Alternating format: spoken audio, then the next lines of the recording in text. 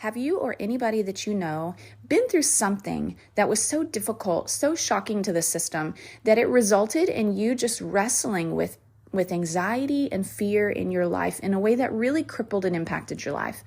If you've been there, you know it's like swimming in deep, murky waters that you're not really sure which direction to go. In today's episode, my guest, Amy Dubrucque, shares her story about how losing her firstborn son, losing her brother 16 days later, and then later getting a cancer diagnosis, all worked together for her good to teach her how to step out of anxiety, how to step out of fear, and discover an overcoming, beautiful life again. A beautiful life is possible even after hardship. And it's possible because of the Lord. So jump in as we share this story, and don't forget to share it with a friend who you know might also benefit from hearing her story. All right, let's jump in. Hi, you're listening to Java with Jen with your host, Jenna Lee Samuel. On this show, I bring the simplicity of hearing God's voice into everyday life in a no-nonsense, authentic, and super practical way. With coffee in hand and real life in our faces, let's do this. Psst, hey, it's Jen. Have you ever listened to one of the episodes and thought to yourself, oh, I wish I could leave a response to that, or I wish I could leave feedback or ask a question? Did you know there's actually a way to do that in Spotify now? I know, it's super cool. So if you head over to Spotify and search for Java with Jen podcast or Java with Jen Hearing God's Voice for Everyday Life, you may have to search all of it. And then you go and check out my most recent episodes. There are polls and Q&A options that you can weigh in on, and I can connect with you that way over here on this platform. I usually use Instagram to connect with you guys, but now with this feature from Spotify, it's a super cool way to engage with the content of each episode and talk to me directly. I'm looking forward to hearing from you guys. So go head over to my latest episodes on Spotify, and let's do that right now. Hey, everybody. Thanks so much for joining me today at Java with Jen. I have a new guest on the show, Miss Amy Dubrucque, and her story is incredibly compelling and moving and rich, and she is a story personally as someone who just overcomes adversity, and she's going to share really how the Lord taught her the beauty and the safety and the really life force of surrender and the role that played in her path and in her journey. So Amy, thank you so much for coming on my show today. Thank you so much for having me. I'm excited to chat with you this morning. Oh, me too. Well, why don't you tell my audience just a little bit about yourself since they are unfamiliar with you to this point? Sure. So I'm a wife of 26 years. I'm a mom to 4 kids. 3 are out of the house. 1 is still at home, which I'm hanging on to her. I don't want them all to go yet. I know. And then I'm an author. I'm a coach. I'm a podcaster, and just all the things related to writing and telling stories and encouraging women is right up my alley. So that's really my mission, is to help women live with more courage and less fear. That's amazing. I love it. Well, and when Amy and I were talking recently, getting to know each other a little bit, you know, she is a fellow tribe member that values the importance of hearing God's voice as she navigated through these seasons that she's going to share with you. And so I want you guys to listen and really hear like how she leaned into the Lord, and just even be encouraged by how the Lord can take just potentially devastating circumstances and use them when we walk with him, we trust him, and we lean into that place of surrender, how the Lord can indeed take our ashes and turn it into beauty. That doesn't mean the journey is not hard. That doesn't mean it doesn't cost something. It will cost you something. But walking through difficulty will happen either way. It's just better to do it with the Lord. And so, Amy, why don't you share about just your story, how you got to this place where surrender and these other aspects of what you coach on and the things that you've written about, how you came to those places. Your story is just a really significant one. Well, thank you for that. Surrender was not anything that was in my vocabulary before. And mainly because I was wired as what I would call a control freak. And so my journey really began in my mid-20s. It was about a little over a year after I was married. And then my oldest brother had passed away. Mm. And then our firstborn son had passed away relatively quick. So it was within like 16 days of each other that these events happened. And so that really just catapulted just fear and anxiety and worry. And it just lingered for like 14 years, almost 15 years. And then it really took, and Jenny and I talked the other day, and I said, God was extremely patient with me. So grateful for that. But I was a little slow to the game. I was a little, he had to hold up a lot of signs and signals along the way and for me to catch on. But I needed something really significant to get my attention, because if you are somebody who gets in that hamster wheel of anxiety, which mine was, and it was very private. If you saw me on the street, you would not know that. But internally, I was suffering for sure. And so I needed something really, I think, significant, or he felt like just something that needed to happen in my life to get the attention to make a decision, a final decision, if I was going to continue on my own path of trying to control everything to make sure that, I was healthy, my kids were healthy, that we were all good, or I was going to trust him. And so when I turned 40, I say when most people were getting, planning their midlife crisis, I received a cancer diagnosis. And that diagnosis, I obviously don't consider flippant, because it does deal with cancer. And there's a lot of, when you're dealing with your own mortality, it is a game changer for sure. Yeah. But that was the first time I think I paused and was able to surrender. And that was because I think I had a willingness at that point to not keep going my own way. And so it was in that moment, that was the first time I had ever really heard God speak to me. I'm not saying he hadn't in the past, but it was the first time I had the ability and willingness to listen to him above all the chatter going on in my mind. And it was, are you going to trust me, or are you going to just keep doing what you're doing? And so in that moment, I surrendered it all to him. And it's just changed my life. And so, when I say that, it's not a one and done. I don't want people who are struggling with anxiety to feel like, what if it were only that easy? And I get that, for years when I was in the thick of worrying, I would sometimes share things with my husband, and nothing against him, but when you are somebody who is not wired in that way, it's hard to live with a person who is and really understand and how to comfort and support them. And so he used to say things like, well, if you just stop worrying about whatever it was. And it was like, well, yeah, I know that, but how do I do that? And so it really was that willingness to let God take over that I had to come to that in my own time and in the right time, and which I did. And so that was the game changer for me. That makes sense, because really, like, what happens in the mind and the heart when we go through something traumatized, and so much of it is like subconscious, even it's just the human wiring to survive that kind of throws us into these patterns. But like when we experience something traumatizing, the default response is fear, but our brain is like, how do I create a pathway to avoid harm and find safety? And so our brain is trying to find a way to create a map in our head, if you will, of like, here's the lines, here's the paths, stay away from this one. But in that process, like the subconscious mind doesn't have judgments like moral, immoral, helpful, not helpful. It just is basic survival and response, And so going into the place of control and worry it's a human instinct to survive. But that's where our higher self and our wisdom and our self-awareness and understanding like God's heart and the way that he's like, hey, let's not get into fear. That's not going to help you. Right. And so like having surrender is like the opposite of living in a space of control and anxiety. But you're right. It is hard to know how to like make that jump when you're living in survival. Right. Right. And I think for me too, because I always say two things brought me down. One was control, being a control freak, and one was my pride.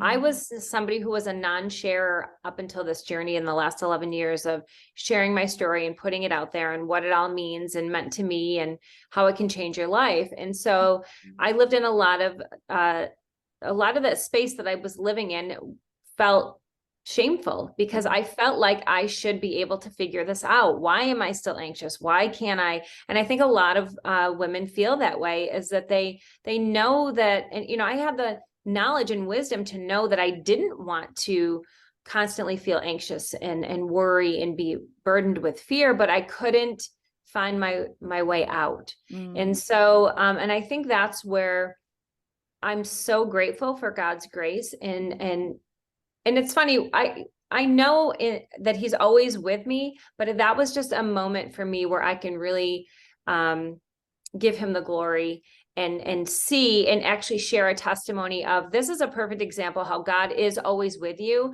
It's a matter of when you are willing to take a pause and stop and look to your right or left and know that he's there. And so a lot of times I say, which is just comical because I'm terrible. If you knew me in real time or in life, I'm terrible with geography at all, any place, any space. And I used to keep him in the passenger seat and I was the one driving. And so it wasn't until I let him take the lead, which just makes sense all the way around for me. But most people, that's when I think your life can change. And it is a process, and there's no shame in the time that it takes you to get there. That's the other thing I think that holds women back, is feeling like I did, like you're just not enough to be able to figure it out. And you don't have to figure it out. That's what God's there for. And I think the more we understand that leaning into him is what really does just the opposite. It feels like we're giving up, but really we're letting the right person take over and lead us, instead of us feeling the burden of having to figure it out and lead everything ourselves. Yeah, that's so good. It's funny. I was just talking to my sister yesterday about like how in my own, because I've been kind of on like a path of inner healing and stuff the last few years. And I feel like all of the world has been on that path the last few years, to be honest. But I was telling her how it surprised me, and I don't know why it surprised me, except that I'm a self-sufficient kind of woman, that, and maybe even there's some religious thinking tied into it, that it surprised me how patient the Lord has been with my healing journey. And even when I'm like, okay, Lord, let's get this thing done and move on with life. And he's like, it's okay. You still got a little bit more walking to do. It's all right. We'll get there, and he like does not rush the process. He like acts like we have all the time in the world. And I have this little ticking timer in the back of my head going, hurry up, you're wasting your life, And, Yes. But it just amazes me how he's not threatened by our ups and downs. He's not threatened by the emotions. He's not insulted by our anxiety. He's like, some people are like, if you get into anxiety, you're not trusting the Lord, and that's unbelief, and you're out of faith. And they act like somehow we're insulting God, but Right. he knows, like he understands, and he gets it more than we do, and it just has astonished me and touched my heart how patient and how gracious and how understanding and how kind and tender that he is in our messy journeys, of trying to figure out life. He knows that we are but dust, Psalm says, right? Right. And it's just, I'm grateful for that. So what would you say to someone who say they're finding themselves like having walked through trauma, going through something difficult, and they're just like, I don't know if I'm in a surrendered place or not. Like, I think I trust the Lord, but I still have anxiety. So maybe I'm not what are maybe some like really practical indicators that you could share about, hey, this is when you know you're in surrender, and this is when you know you're not? Well, I mean, practical for me was just when I was in the thick of fear and anxiety, I was not in surrender. So it was as basic and simple as that. Now, one thing that I love that you just said, I think that like I had felt there was so much shame in thinking that I've never at any time, even with the death of my son and my brother, was a non-believer. I had always been a believer. And to me, the two didn't equate, anxiety and being a believer. It definitely grew my relationship with Christ when I was able to surrender, and I learned what that meant to really trust and lean into him. And I think that it is a disservice when there's that extra layer when you're already struggling with anxiety, and now you're fearful of judgment that you're not a strong enough believer, because it's not necessary. One doesn't necessarily equate the other. Yes, you find your strength in trusting God, but it is a process when you are going through something. And so I think there needs to be some grace there as well. But for me, the practical, tell all was when I was burdened with fear and anxiety, I was not trusting the Lord. And so I needed to really get to those crossroads to make a decision. What's going to serve me best here? And how does God want me to live? Does he want me to constantly be living in fear? I know I don't. And he doesn't want that for any of us. He wants us to be able to trust in him. And what was interesting when you were even talking about your health journey is that, it's the, I'm trying to think of I just heard this the other day. It's the process that showcases his promises. Mm-hmm. And we always want to rush the process, especially when it's a process we don't want to go through. You know what I mean? But I think you're right. He is a kind God. He is patient, so much more than we are, right? That's why he is who he is and we are who we are. We want to strive for that, but he has to sometimes slow us down, and we have to go through the process. And I had to go through the process. Mm-hmm. It was, I don't recommend it, right? You know how painful and long and daunting that was, and the nights that you're up and just all of that. But if I hadn't gone through all of that, I wouldn't have been able to recognize his voice when I needed to hear it, and live out the calling that he had for me after that. So you do have to go through that process, I really believe, for the promise. That's so good. I just love that you use that phrase, because I've already recorded an episode called the process to the promise. It's going up somewhere around the time of yours. So oh, good. That's great. You made a commercial for me. Thanks. Okay. So what scriptures helped lead you back to that place of surrender when worry would start to creep up and you were like, okay, I need to shift again. What was your mental process, and what scriptures helped you? Well, my mental process in scripture was always Psalm 46:10, be still and know, because when you are somebody who is, burdened with anxiety, your mind is always running. You're not still. Your mind is the opposite of still. And so it was always just a good verse for me to kind of center myself back to his word and just try to calm down, Practically, though, on a daily basis, and even since that time, because I also like to tell people that when I use the word surrender, that's such a big word. And it's like, wow, I mean, it's just, that's it. You just let it go and give it all to God forever. And yes and no to me, because I am wired that way. I know my triggers, and it's a daily submission. It's a daily surrender. So if, you're getting up and something is, not the way you want it to be, or it could potentially cause you to be anxious, it's a daily surrender to him. It's not like, oh, I did this once and I don't have to do it again. No, it's something that I need to lean into constantly. And then it becomes habitual, just like the worry default, what used to be habitual in my life. Now the surrender piece replaced that. Wow. Yeah, that's really good. I love that. Scripture is really good. I was thinking of the another one of the cast your cares on him, for he cares for you. I feel like we all learned it in Sunday school, but then when you become an adult, it has a whole different value to it. Yeah. And you have it to does.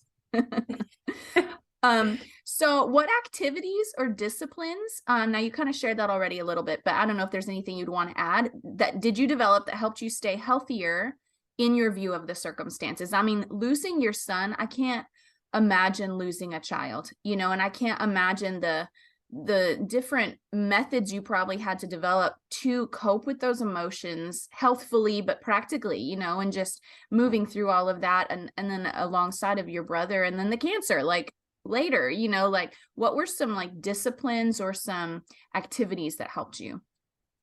Well, for me, being out in nature is a huge healing factor for me.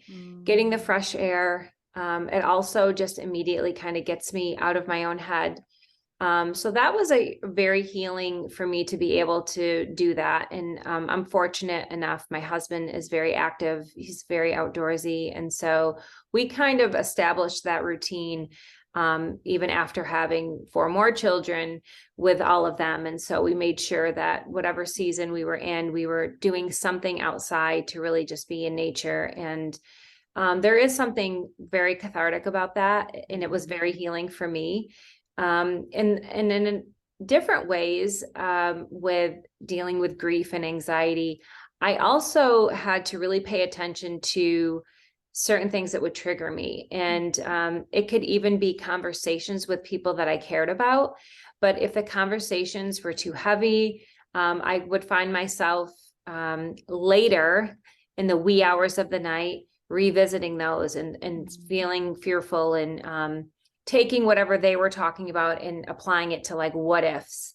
And so I had to really pay attention to that for years with who I was around, the conversations, what I watched on TV. For years, I could only put on like a light comedy. I couldn't watch news, anything like that. And so I think it's important also to just establish boundaries for yourself and know what's a trigger and know what's actually helping you create more healthy habits. Yeah, that's honestly, that's really good self-awareness. Like the fact that you were paying attention, like, how do I feel when I experience these different encounters, and like being able to rule out what was going to tax you versus heal you. That's really important. That's awesome. So was there anything specific that the Lord spoke to you that brought a lot of freedom or helped you shift more into healing? Was there a word that he gave you or a pivot point maybe? I think the pivot point was after that cancer diagnosis, and he, said, "Are you finally going to trust me?" And I was ready. I was exhausted. And so those words meant more than anything else I could have even heard, because that's what I needed. I needed the permission to let go.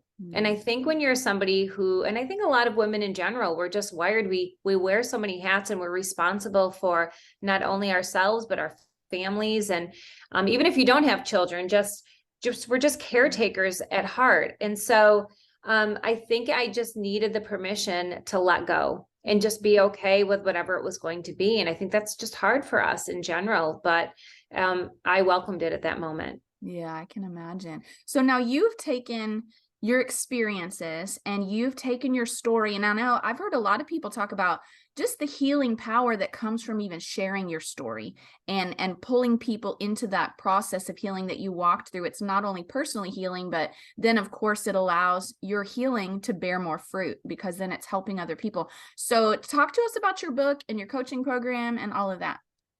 Sure. So the book was the first, well, I had a different manuscript altogether, but God had laid this book, Embolden, on my heart. I co-wrote it with my oldest daughter. And really, it was a resource that we felt just needed to be out there. I think a lot of times young adult women, and I know that it was my experience at that time in my early 20s, where you feel like you don't fit in the sense of when you are a young Christian woman, you're either identified as too Christian or not Christian enough. And so sometimes that creates its own level of anxiety of where do I belong here? So my daughter had witnessed this and was experiencing it herself at this Christian college when she was starting her sophomore year. And we just thought, maybe we need to create something that isn't out there. And it's not a Bible study and it's not just a devotional, but it's really something to set women up.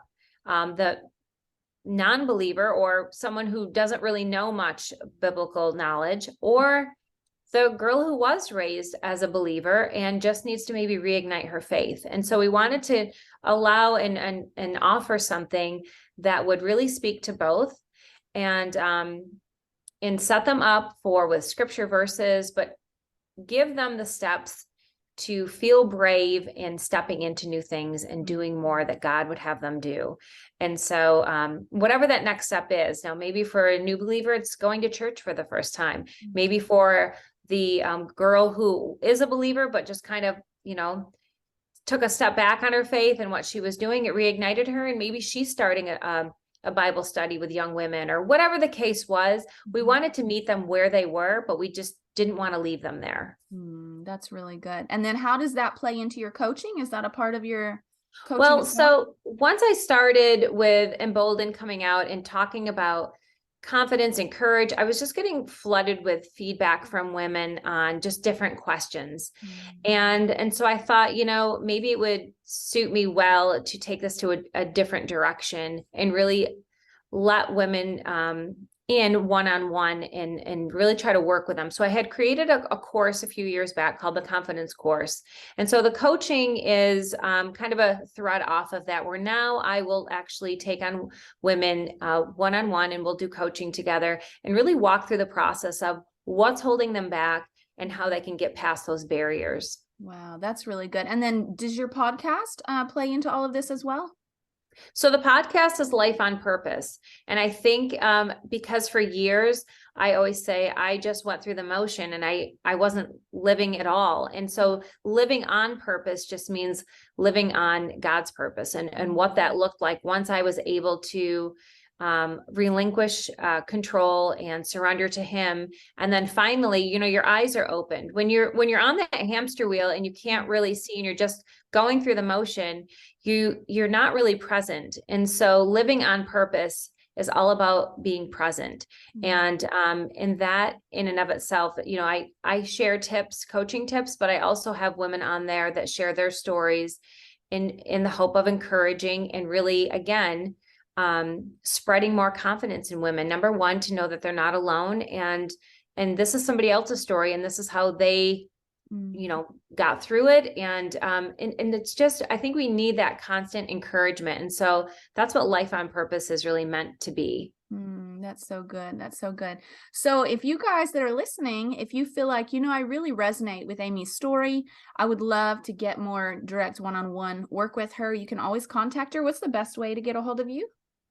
So everything is available on my website, which is amydubrucque.com. If that name even sounds remotely too daunting to find, you can also go to surrenderyourfear.com. It goes directly to the website. And there you can sign up. You can get my weekly newsletter. It has encouraging tips in there. And I also have a free resource page where you can download and print any resource that you want. There's a link to one-on-one coaching. There's a free discovery call. So there's no commitment. People don't have to worry like, oh, if I do this, then, what if I change my mind? No, there's no commitment worry there. And then links to the podcast and all of that are right there. That's amazing. I love it. Amy, thank you for sharing your story, because it's precious pearls and it cost you a lot. And so I appreciate you taking that and sharing even just a glimpse of it with my listeners, and so that they can be encouraged in their process as well. But for those of you who are listening, don't go anywhere, because make sure you connect with Amy, but she also got some life hacks for us, and we've got that coming right up.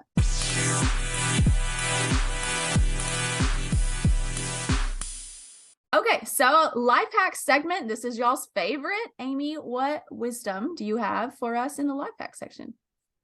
So I have 2 life hacks for you today. Okay. My first life hack is biblically related. So when I was younger, I always had a really hard time trying to understand scripture.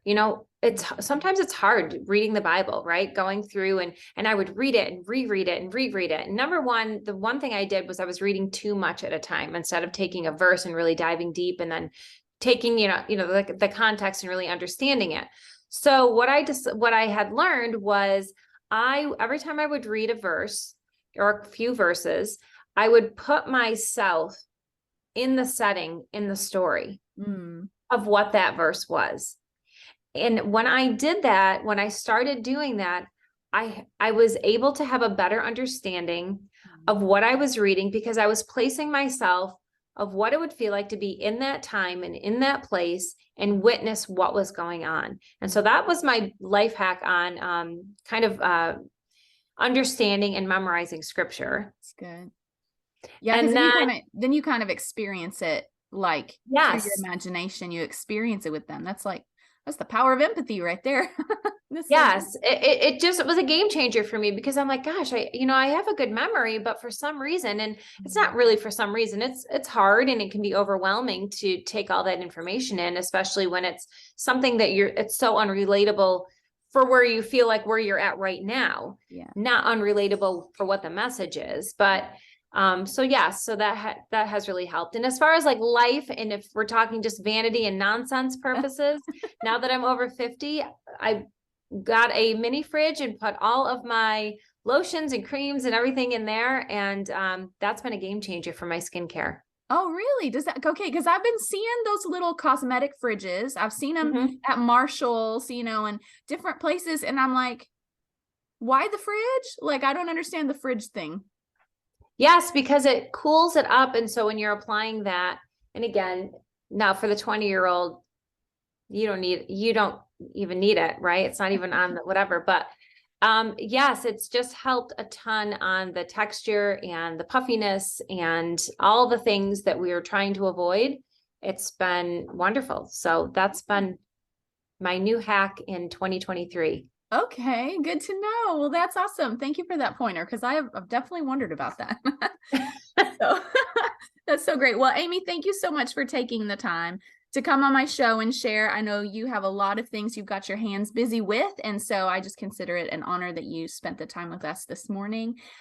You guys make sure that you go and check out Amy's website at surrenderthefear.com or Amy Dubrucque. So it's either surrenderyourfear.com or Amy Dubrucque. Yes. Or Amy Dubrucque. Okay. Sorry. I'll put that in the show notes so you guys don't have to figure out how to spell it. And otherwise, you guys make sure that you share this episode with anybody that you know that may be working through some difficult stuff or looking for what will bring relief to their anxiety. Maybe surrender is the missing key in their life as well. But so share this episode. But otherwise, come back next week, because we will also be having an episode on the process to the promise. And it is powerful, practical, inspiring, going to build your faith. So make sure you're subscribed so you don't miss next week's episode either. So Amy, thanks again. And thank you. Guys, yes, absolutely. You guys have a great week.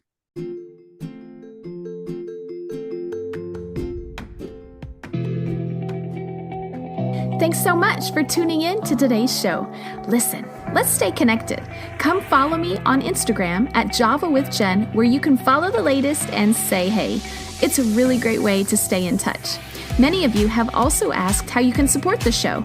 You can make donations through the Anchor app or on Patreon, or of course by sharing, rating, and reviewing on social media and iTunes as well. Your heartfelt feedback always reminds me why I do this. Also, don't miss our merch store, where you can get super cool Java with Jen swag and coffee. Find it at javawithjenmerch.com. Until next time, remember, hearing God's voice is simple, and He wants to be a part of your everyday life. See you next week.